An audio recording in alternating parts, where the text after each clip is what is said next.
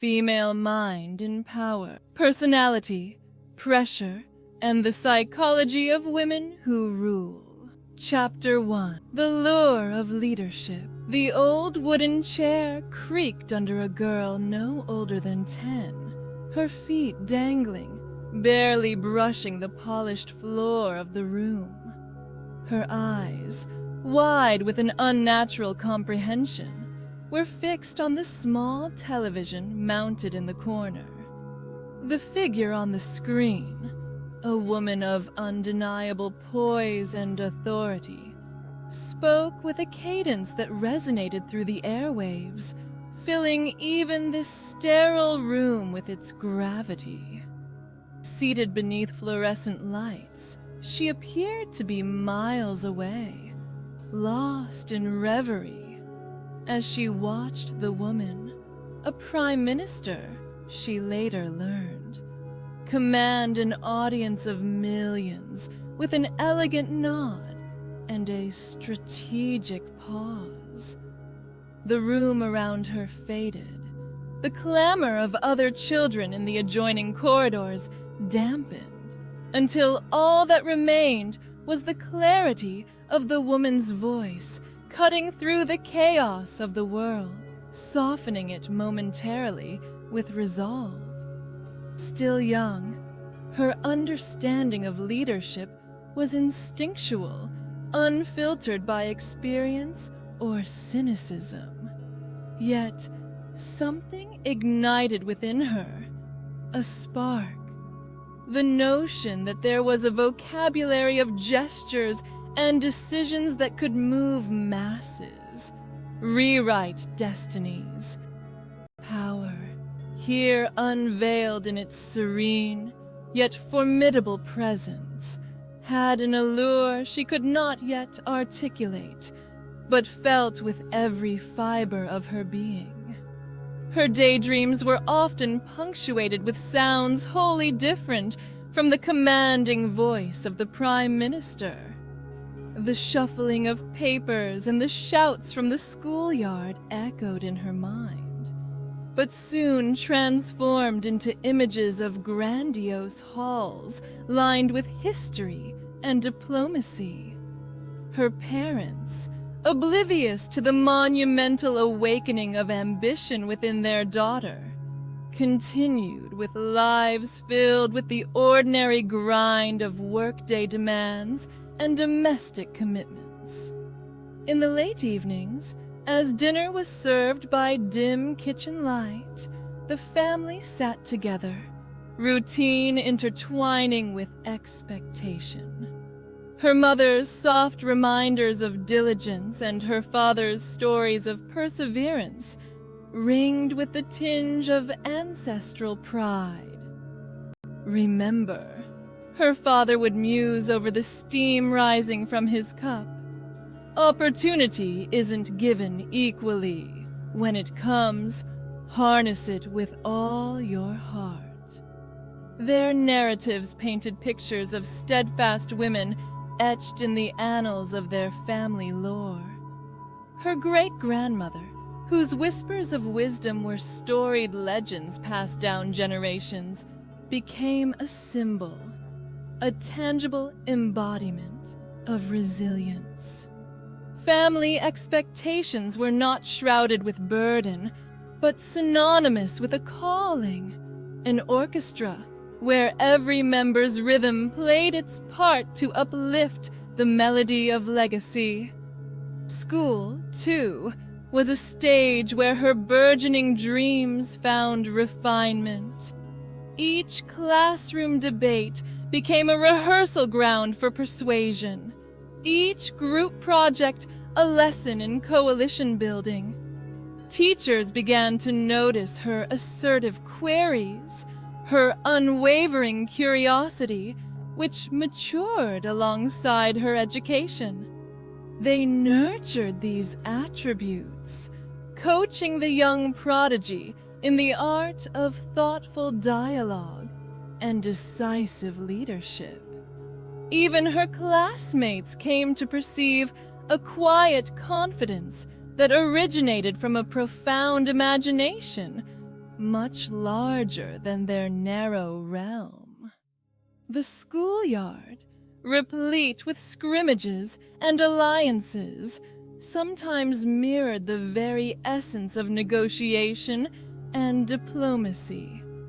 During recess, disputes over funds for the class treasury would morph under her guidance into cooperative agreements, a feat of compromise that left teachers with knowing smiles. Here, she learned early the art of discernment in balancing tough decisions, a rehearsal of fair-mindedness disguised as play. Amidst this blossoming of potential, a question lingered, a challenge whispered by aspirations barely discernible. What truly drove these ambitions? Was it the reflection of inherited pride, an inner vault of inherited stories, or was it the desire to exert an impact on the world? A world she was beginning to see was full of inequalities and possibilities alike. This thought flowed through her veins, invigorating her, yet leaving her with an unsettling question of identity, obligation, and destiny. As curiosity mingled with familial duty and external opportunities, the girl perceived a path forming beneath her feet, its direction unclear, filled with pitfalls and peaks. Yet she was drawn instinctively, an unswayable magnetism toward the woman on the screen, whose decisions could ripple across oceans and continents, reverberating subtly even through a small examination room at the edge of an unassuming town. The moment was etched into her memory, more than just a whim of childhood inspiration, but a defining resonance in harmony with the force of power she glimpsed. Here, within the confines of family regard and the open ethos of education, lay the compositions of her dreams, a blueprint of leadership more nuanced than strength or eloquence alone. As she rose from the wooden chair, her imagination drifted, hands and heart clutching the sliver of vision crafted alongside the shadows of towering role models.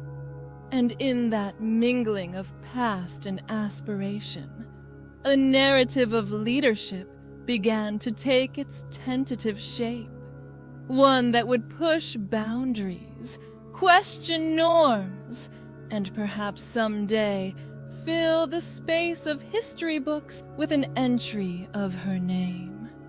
The light in the examination room faded into a soft twilight glow outside, promising the advent of more questions.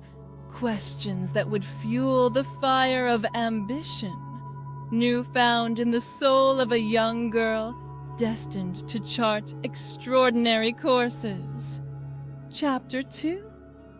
First Encounters with Authority. The classroom had a scent of newly polished floors and freshly printed textbooks, a vivid reminder that school had resumed after the long, languid days of summer.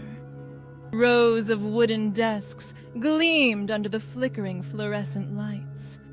At each seat, eager faces turned toward the front, where Miss Everly, a woman whose very posture spoke of authority, towered before a blackboard covered in immaculate cursive. The girl, now aged 11, sat stiffly near the window, her fingers intertwined in her lap, watching. Miss Everly commanded the room without uttering a word, her presence enough to quell a room full of whispers and giggles.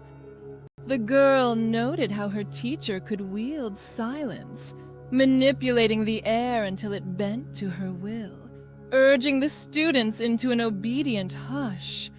Yet, beneath the awe, the girl harbored a flicker of defiance, a quiet, questioning spark searching for reasons behind commands.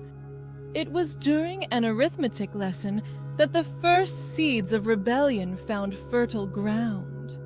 Miss Everly paced the aisles, her heels clicking against the hard surface in a rhythmic warning. "There is an order to mathematics," she declared, tapping her ruler against the edge of a desk for emphasis. "Precision, discipline, obedience." Her voice was like the chime of a grandfather clock, a sound that demanded attention and respect.